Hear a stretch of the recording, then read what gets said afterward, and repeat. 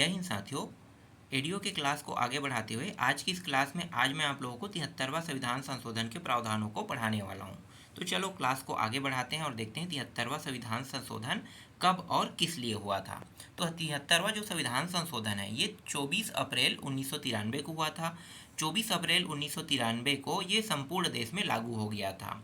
इसे संविधान के भाग 9 में पंचायती स्तंभ में प्रावधान दिया गया है। ये जो 73वां संविधान संशोधन है ये अनुच्छेद 243 में इसके बारे में जिक्र किया गया है। और ये जो 243 अनुच्छेद है इनके भी बहुत सारे उप अनुच्छेद हैं। 243 ए से लेके 243 ओ तक है। अगर इनकी संख्याओं का बात किया जाए तो ये अनुच्छेद जो है वो 15 अनुच्छेद हैं। तो सबसे पहले हम लोग 243 अनुच्छेद को जान लेते हैं। 243 जो अनुच्छेद है इसमें ग्राम सभा को रखा गया है, मध्यवर्ती स्तर, पंचायत क्षेत्र, जनसंख्या एवं ग्रामों को परिभाषित किया गया है। सबसे पहले ग्राम सभा को देखेंगे जो 243 ए है जिसमें ग्राम सभा को रखा गया है। तो सबसे पहले ग्राम सभा को जान लेते हैं। ये जो ग्राम सभा है ये होता कहाँ है? ग्राम पंचायत में होता है। अब जो ग्राम सभा है उसमें ग्राम सभा में जो सदस्य रहते हैं वो कौन लोग होते हैं? तो जो ग्राम पंचायत के जो निवासी रहते हैं ना वही इनके सदस्य होते हैं। क्या बच्चे भी ग्राम सभा के सदस्य हो सकते हैं? बिल्कुल नहीं, सिर्फ वोटर जो ग्राम पंचायत का वोटर है वही बस ग्राम सभा का सदस्य हो सकता है। और इसमें जो प्रत्याशी होते हैं, प्रत्याशी एक होता है सरपंच होता है जो प्रत्यक्ष चुनाव के द्वारा आता है, और एक होता है पंच होता है। इन दोनों का चुनाव होता है। लेकिन उप सरपंच इनका चुनाव लोगों के द्वारा नहीं होता है। ये जो पंच बॉडी है यही लोग उप सरपंच का चुनाव करते हैं, अपने में से किसी एक व्यक्ति को उप सरपंच बनाते हैं। तो प्रत्यक्ष निर्वाचन के द्वारा चुने हुए प्रत्याशी के बारे में अगर ग्राम सभा से संबंधित कोई प्रश्न पूछता है तो आपको ये बताना है कि सरपंच और पंच ही प्रत्यक्ष निर्वाचन के द्वारा चुना गया है। जो लोग वोट डालते हैं उसी को हम क्या कहते हैं? प्रत्यक्ष निर्वाचन कहते हैं। और ये जो अपने में से ही वोट डालते हैं पंच बॉडी से उसे हम अप्रत्यक्ष निर्वाचन कहते हैं। तो पंच की संख्या मान लो 18 है या 19 है, किसी में 17 है, किसी में 16 है। तो 16 लोगों में से कोई एक खड़ा हो जाएगा उप सरपंच के लिए, और इन्हीं 16 में से सभी लोग, जैसे 2 या 3 खड़े हुए हैं तो उनमें से जो पसंदीदा रहेगा उनको वोट डालेगा तो क्या बनेगा? उप सरपंच बनेगा। जो ज़्यादा वोट पाएगा वही उप सरपंच। तो ये अप्रत्यक्ष निर्वाचन के द्वारा होता है और ये सिर्फ और सिर्फ ग्राम पंचायत में होता है। इसके बाद पंचायतों का गठन देख लेते हैं। पंचायतों का गठन, भाई पंचायतों का गठन जो है वो त्रिस्तरीय गठन है हमारे छत्तीसगढ़ में। भाई हमारे छत्तीसगढ़ में त्रिस्तरीय पंचायत है। ये 73वां जो संविधान संशोधन हुआ है ना, 73वां जो संविधान संशोधन हुआ है ये कब हुआ था? 24 अप्रैल, डेट याद रखना, 24 अप्रैल और 1993। 24 अप्रैल 1993 को 73वां जो संविधान संशोधन हुआ था, इस संविधान संशोधन के तहत पूरे भारत में पंचायती राज जो है इनका गठन किया गया। हमारे छत्तीसगढ़ में त्रिस्तरीय पंचायती राज है। एक का नाम ग्राम पंचायत है, एक का नाम मध्य स्तर जिसको हम जनपद के नाम से जानते हैं, और एक का नाम है जिला स्तर जिसे हम जिला परिषद के नाम से या जिला पंचायत के नाम से जानते हैं।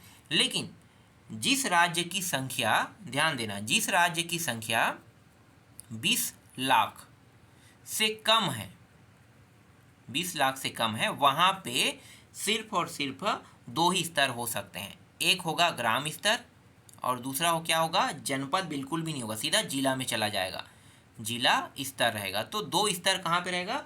जिस राज्य की संख्या 20 लाख से कम है वहाँ पे सिर्फ 2 ही स्तर पंचायत होंगे।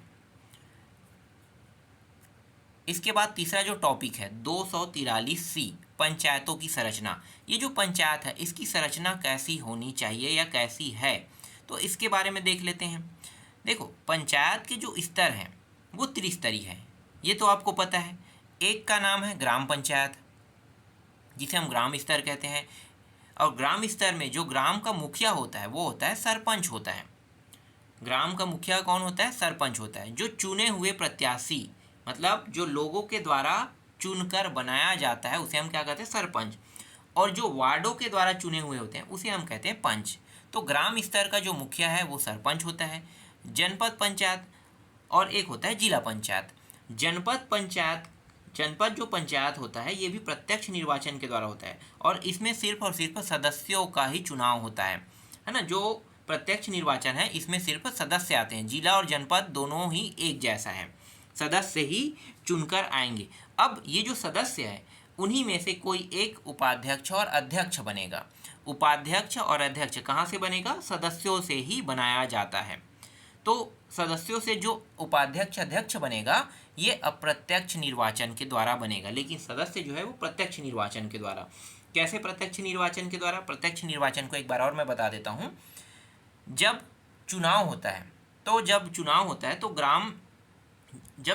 है तो ग्राम पंचायतों में आप लोग क्या करते हो, चुनाव में मत डालने के लिए जाते हो। तो मत डालोगे तो आप लोग 4 वोट डालते हो, एक सरपंच का, एक पंच का, फिर एक जनपद का जो जनपद सदस्य है उसका, और एक जिला सदस्य है, इनका डालते हो। तो ये 4 ही होते हैं, तो इन्हीं को हम प्रत्यक्ष कहते हैं, क्योंकि ये जनता के द्वारा चुने हुए लोग होते हैं।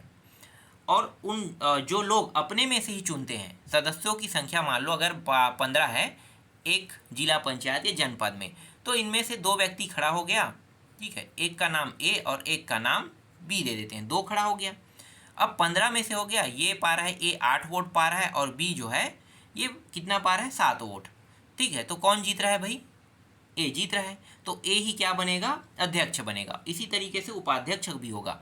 तो ये जो 15 है इन्हीं में से जो मत डाला जाता है इन्हीं को हम क्या कहते हैं, अप्रत्यक्ष निर्वाचन कहते हैं। तो आपको ये क्लियर हो गया होगा कि प्रत्यक्ष निर्वाचन क्या होता है, अप्रत्यक्ष निर्वाचन क्या होता है।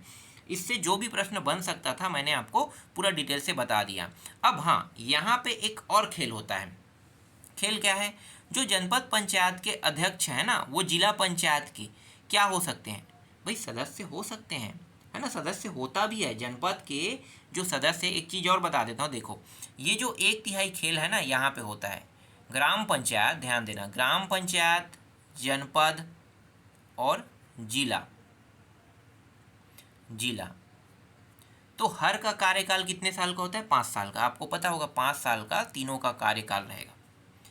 तो ये जो ग्राम सभा नहीं कहेंगे, ग्राम पंचायत कहेंगे, ग्राम पंचायत के सरपंच। अब एक जनपद में कितने ग्राम पंचायत हो सकते हैं भाई, कहीं 110 है, कहीं 120 है, कहीं 107 है, कहीं 108 है, मतलब 100 के आसपास रहते हैं। तो 100 को हम मिनिमम मान लेते हैं, ठीक है, 100 तो है ही, 100 है। अब इस 100 में से जो 1/3 हिस्सा है, 100 में से 3 से भाग करेंगे 33 आएगा ना, 33 पॉइंट कुछ, तो 33 जो संख्या है ये जनपद के क्या बन जाएंगे, सदस्य बन जाएगा। क्योंकि जनपद में पहले ही चुने हुए प्रत्याशी आए हुए हैं, लेकिन इनके पास स्वयं के लिए सदस्य नहीं है, है ना। तो कौन बनेगा भाई, ये जो सरपंच है उनको इनका सदस्य बना दिया जाएगा। जैसे कि ग्राम पंचायत है, तो ग्राम पंचायत में चुने हुए प्रत्याशी तो रहते हैं सरपंच और पंच, लेकिन जो वोटर है वो भी तो उसका सदस्य होता है ना भाई, वो भी तो होता है ना, ग्राम सभा का सदस्य तो बन ही जाते हैं। तो इसी तरीके से हर 1/3 हिस्से को 1.5 साल या 2 साल के हिसाब से इसे बांट दिया जाता है, और 1.5 साल के हिसाब से ये 5 साल के कार्यकाल में इन सभी को मौका मिल जाता है जनपद के सदस्य बनने का। और ये जो जनपद के सदस्य हैं इन सभी को जिला का सदस्य माना जाता है, पूरे के पूरे को माना जाएगा, इसमें कोई 1/3 हिस्सा नहीं होगा, पूरे के पूरे को जिला का सदस्य मान लिया जाएगा। तो ये खेल होता है, समझ में आ गया? नहीं, एक चीज़ मैं यहाँ पे गलत बता रहा हूँ, ये जो सारे सरपंच हैं ये इसका सदस्य बनेगा जनपद का, और जिला के लिए ये लोग 1/3 हिस्सा ही जाएंगे, 1/3। लेकिन जनपद का जो है, जनपद के जितने भी सदस्य हैं वो सीधा जिला का पूरा 5 साल के लिए सदस्य ये बन जाता है। तो ये खेल आपको समझ में आया, ये ऐसा होता है। प्रश्न कई तरीके से पूछा जा सकता है, जितने भी तरीके से पूछे जाएंगे उन तरीकों को मैंने आपको बता दिया। अब यहाँ पे देखो लोकसभा का भी जिक्र किया गया है, लोकसभा और राज्य स्तर में विधानसभा। देखो विधानसभा तो हमारे यहाँ नहीं होता, विधानसभा अब हम लोग विधान ही मंडल को मान लेते हैं। चलो लोकसभा और विधानसभा, है ना, लोकसभा में जो जीते हुए प्रत्याशी होते हैं और विधानसभा में जो जीते हुए प्रत्याशी होते हैं, ये सभी के सभी, चाहे वो राज्यसभा का सदस्य हो या विधान परिषद का, देखो विधानसभा और इनका भी परिषद का सदस्य कह रहा है, तो लोकसभा के सदस्य, और विधानसभा मतलब विधायक, और राज्यसभा सांसद ही वाला है ना, और विधान परिषद हमारे यहाँ तो नहीं होता है, लेकिन महाराष्ट्र कोलकाता में विधान परिषद होते हैं। तो जहाँ पे विधान परिषद है तो उनके सदस्य भी जनपद पंचायत और जिला पंचायत के कार्यवाही में भाग ले, देखो कार्यवाही में भाग लेगा, ये सदस्य नहीं होगा, ये सिर्फ कार्यवाही में भाग ले सकता है। तो ये चीज़ भी जानना है कि लोकसभा के सदस्य, विधायक, राज्यसभा के सदस्य और विधान परिषद के जो सदस्य हैं, अब ये कह सकते हो एक प्रकार के विधायक और सांसद ही है ये दोनों। तो विधायक और जो सांसद है ना, ये जनपद के और जिला के कार्यवाही में भाग ले सकते हैं। ये सबसे मेन टॉपिक है, ये आपको समझ में आ गया। मैंने इसे पूरा विस्तार से आपको बता दिया। मुझे अब नहीं लगता है कि इससे संबंधित और कोई नया प्रश्न इसमें बन रहा होगा, और ये सभी के सभी चुने हुए प्रत्याशी होते हैं। चलो आगे देखो। अब इसके बाद जो हमारा अगला टॉपिक है ये है स्थानों का आरक्षण। स्थानों का आरक्षण कैसे किया जाता है? अनुसूचित जाति और अनुसूचित जनजाति दो ही को तो आरक्षण दे रहे हैं ना, दो ही जो एसटी और एससी दो ही वर्ग हैं, तो दो ही वर्ग को आरक्षण दिया जा रहा है। एक तो अनुसूचित जाति और अनुसूचित जनजाति बस को ही आरक्षण दिया गया है। अब जो अनुसूचित जाति अनुसूचित जनजाति क्षेत्र से आते हैं उसमें महिलाओं के लिए 1/3 आरक्षण दिया गया है। 100 अगर संख्या है, 100 संख्या है तो 33 जो है वो महिला जो है वो आरक्षण पाएगी ही पाएगी। तो ये चीज़ आरक्षण के लिए प्रावधान में रखा गया है। लेकिन ओबीसी वर्ग का अगर जिक्र किया जाता है तो ओबीसी वर्ग के लिए कोई आरक्षण का प्रावधान नहीं है। ये बात आपको ध्यान में रखना होगा। ओबीसी वर्ग के लिए कोई आरक्षण नहीं है और न ही अन्य पिछड़ा वर्ग के लिए कोई आरक्षण है। सिर्फ आरक्षण किसके लिए है? अनुसूचित जाति और अनुसूचित जनजाति के लिए, महिलाओं के लिए 1/3 मतलब 1/3 आरक्षण का प्रावधान किया गया है। ये हो गया आरक्षण से संबंधित तथ्य। इसके बाद ई देखते हैं पंचायतों का कार्यकाल। पंचायतों का कार्यकाल कितने वर्ष का होता है? 5 वर्ष का होता है। प्रथम अधिवेशन से लेकर, प्रथम जो अधिवेशन होता है उसी समय पंचायत के जो बॉडी के मेंबर होते हैं, सरपंच, पंच, जनपद सदस्य, अध्यक्ष, जिला सदस्य, तो ये सभी के सभी प्रथम अधिवेशन से लेकर इनका कार्यकाल शुरू होता है और इनका कार्यकाल 5 साल का ही होता है। अगर इससे पहले अगर विखंडन हो जाता है तो क्या वापस जो नया बनेगा वो वापस 5 साल के लिए बनेगा? ये एक अच्छा प्रश्न है, पूछा जा सकता है कि क्या ये वापस 5 साल के लिए बनेगा? तो उत्तर में आपको देना है नहीं। मान लो कोई 2 साल कार्यकाल करता है, ध्यान से समझना, ठीक है। यहाँ पे 2 व्यक्ति लेता हूँ, ए बी, तो एक ही व्यक्ति मान लो, चलो ए कर लेते हैं, है ना, बी को हटा दो। अभी ए हो गया, इनका कार्यकाल कितने साल का है? 5 साल का, 5 साल का। लेकिन 2 साल के बाद इनकी मृत्यु हो गया, है ना, मृत्यु हो गई, तो 2 साल के बाद हो जाता है। तो 2 साल करने के बाद, और करना कितना था? 5 साल, तो बचा कितना है? 3 साल, है ना। 2 साल के बाद मृत्यु हो गया तो इनका बचा कितना है? 3 साल। तो 3 साल जो बचा है इसके लिए फिर से चुनाव होगा, 3 साल के लिए फिर से चुनाव होगा। और ये जो ए व्यक्ति है मर चुका है, अब बारी किसकी? बी, जो बी व्यक्ति है जो अगला खड़ा होगा दावेदार, उनके लिए है। तो जो बी यहाँ पे खड़ा हो रहा है वो क्या पूरे 5 साल के लिए चुनाव लड़ेगा? मतलब 5 साल के लिए, जो 5 साल है उसके लिए क्या ये 5 साल की अवधि के लिए राज करेगा? समझो इसे, बिल्कुल नहीं। जो बचा है ना उसी के लिए ही ये चुनाव होगा। मतलब 3 साल बचा है तो ये जो बी व्यक्ति है वो सिर्फ 3 साल के लिए 3 साल के लिए क्या बन सकता है भाई? जो सरपंच है, पंच है, चाहे जनपद सदस्य जो भी हो ना, ये सिर्फ 3 साल के लिए बन सकता है। ये नियम है, इसे याद रखना। अब यहाँ पे मेन खेल क्या होता है पता है? ये तो आपको समझ में आ गया। इसके बाद जब प्रश्न एक अलग तरीके से पूछा जाता है, पूछा क्या जाता है? क्या सरपंच, पंच, सदस्य, अध्यक्ष, मतलब जो सरपंच होते हैं, क्या उसको तत्काल हटाया जा सकता है? तो ये भी प्रश्न पूछा जाता है, याद रखना। कई बार क्या होता है कि सरपंच या फिर जो अध्यक्ष है उनकी मृत्यु नहीं होता है, लेकिन उसे हटाने के लिए कुछ नियम और कानून भी है। तो क्या सरपंच और अध्यक्ष जो है इन्हें हटाया जा सकता है बहुत आसानी से? तो इसके लिए मैं आपको बता देता हूँ। देखो, सरपंच रहे चाहे अध्यक्ष रहे, कोई भी रहे, जब तक कि ये 6 माह काम न कर ले, 6 माह, ठीक है। ये सरपंच के लिए है और पंच दोनों, सरपंच के लिए है, पंच के लिए तो कोई प्रावधान नहीं है, मृत्यु होने के बाद ही सीधा नया भरा जाता है। तो सरपंच हो गया और एक हो गया अध्यक्ष, क्योंकि यही दोनों जो है मुखिया है समझो। तो जो मुखिया वाला पद है, तो जब तक के 6 माह नहीं होगा तब तक के इसे हटाया नहीं जा सकता। जब 6 माह हो जाता है तब इसे हटाने के लिए कार्यवाही किया जा सकता है। और अंतिम 6 महीना बचा ही रहेगा ना, 6 महीना बचा है तो उस बीच भी इसे हटाया नहीं जा सकता। इसे हटाया कब जा सकता है? 6 माह के बाद और अंतिम 6 माह से पहले ही इसे हटाया जा सकता है इनके पदों से। इनके पहले और इनके बाद बिल्कुल भी नहीं हटाया जा सकता। तो ये जो है ये एकदम मुख्य प्रश्न है। अब इनका ये जो सरपंच है और अध्यक्ष है इनका तो मृत्यु हुआ नहीं है, तो हटाने की जो नियमावली है ये इसी तथ्य पर आधारित होता है। अब एफ को देखो, सदस्यता के लिए निर्भरताएं, क्या क्या होना चाहिए सदस्य बनने के लिए। तो सबसे मेन जो टॉपिक है वो सिर्फ 21 साल का उम्र होना चाहिए। 21 साल का अगर वो उम्र पार करता है तो वो सरपंच बन सकता है, पंच बन सकता है, सदस्य बन सकता है, अध्यक्ष बन सकता है, सब चीज़ बन सकता है। तो उम्र बस को ज़्यादा प्रिफरेंस करना। और यहाँ पे 25 बता दिया है, तो अन्य के लिए 25 तो है, लेकिन जो जनपद है, जिला है, ग्राम स्तर है, इसके लिए सिर्फ उम्र की सीमा 21 वर्ष है। बस इतना ही बस ध्यान देना है, इससे ज़्यादा आपको जानने की जरूरत नहीं। लेकिन वोट डालने के लिए अगर कहेगा तो आपको 18 वर्ष ही लेना है। वोट डालने का नियमावली कितना है? 18 वर्ष। और सरपंच, पंच, जनपद सदस्य, अध्यक्ष, जिला सदस्य जो भी बनना चाहोगे इसके लिए उम्र सीमा सिर्फ 21 वर्ष है। ये भी हो गया आपके लिए। आगे देखो एच, और कुछ बचा है क्या? एच नहीं, जी में आते हैं। जी जो है ये पंचायतों की शक्तियाँ, प्राधिकार और उत्तरदायित्व। क्या क्या शक्ति है भाई, क्या क्या उत्तरदायित्व है? तो ज़्यादा कुछ नहीं है।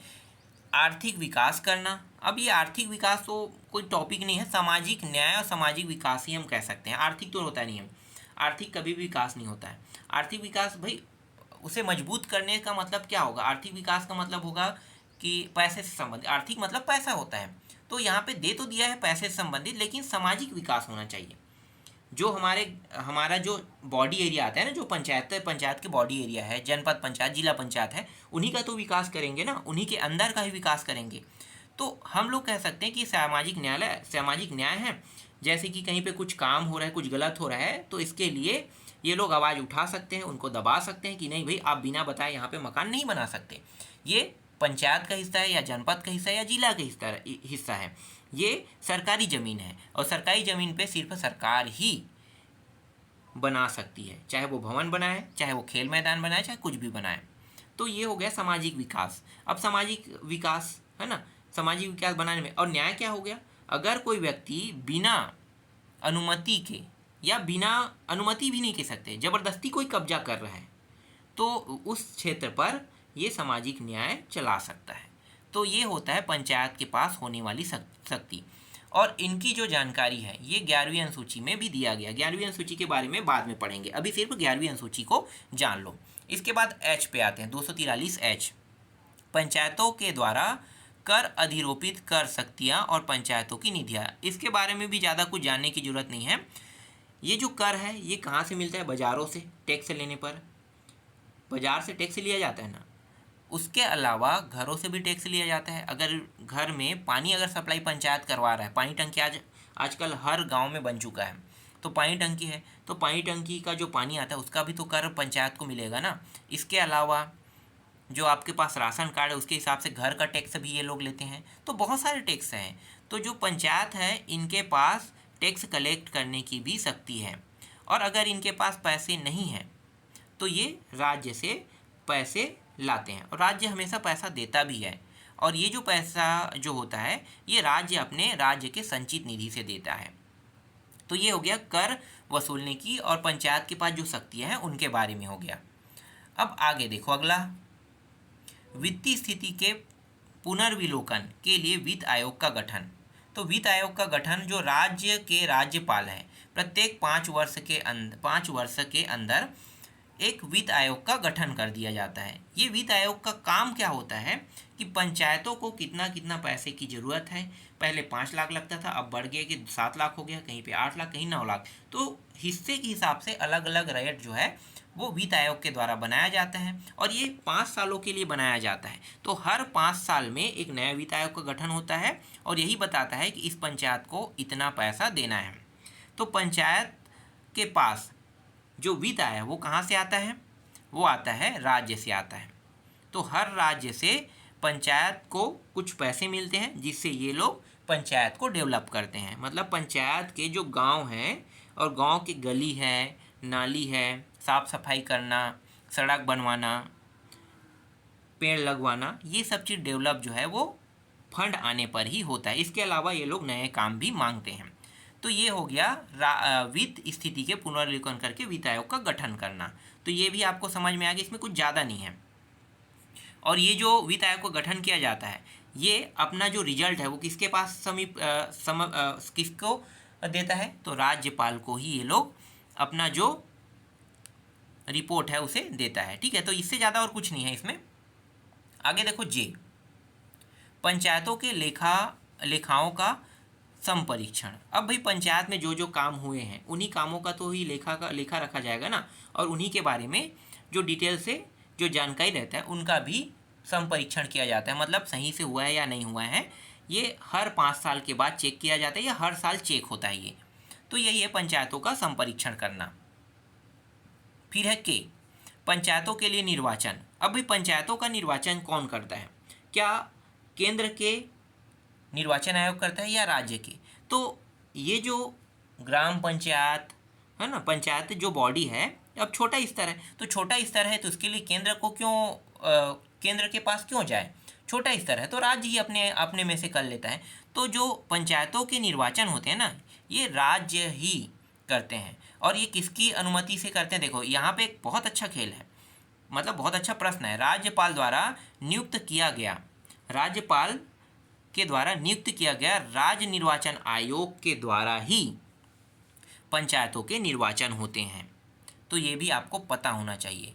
ये एक छोटा छोटा प्रश्न है, ज़्यादा बड़ा तो नहीं है। और एक टॉपिक और बच गया ओ, निर्वाचन संबंधी मामलों में न्यायालय के हस्तक्षेप का वर्जन। देखो एक चीज़ मैं बता देता हूँ, निर्वाचन वाले जो क्षेत्र है इसमें कोई भी कंडीशन में न्यायालय कोई भी हस्तक्षेप नहीं कर सकती, क्योंकि निर्वाचन जो है वो पूरी तरीके से स्वतंत्र है। निर्वाचन में परिसीमन करना, किसी हिस्से को जोड़ना, किसी हिस्से को काटना, ये सब निर्वाचन आयोग का ही काम है। तो ये जो निर्वाचन है इसके मामले को लेकर कोर्ट में नहीं जा सकता, कोई भी कोर्ट में नहीं जा सकता। इसीलिए यहाँ पे स्पष्ट कर देता हूँ मैं, और जो इन्होंने बताया है वही मैं स्पष्ट कर रहा हूँ कि निर्वाचन संबंधी मामलों को लेकर आप न्यायालय में नहीं जा सकते।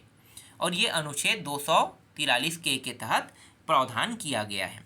तो ये रहा पूरा का पूरा अनुच्छेद, जो 243 के उप अनुच्छेद थे और उनमें क्या क्या पंचायतों को प्रावधान और क्या क्या चीज़ें इन अनुच्छेदों के माध्यम से मिला है, इन सभी का ब्यौरा मैंने आपको बता दिया।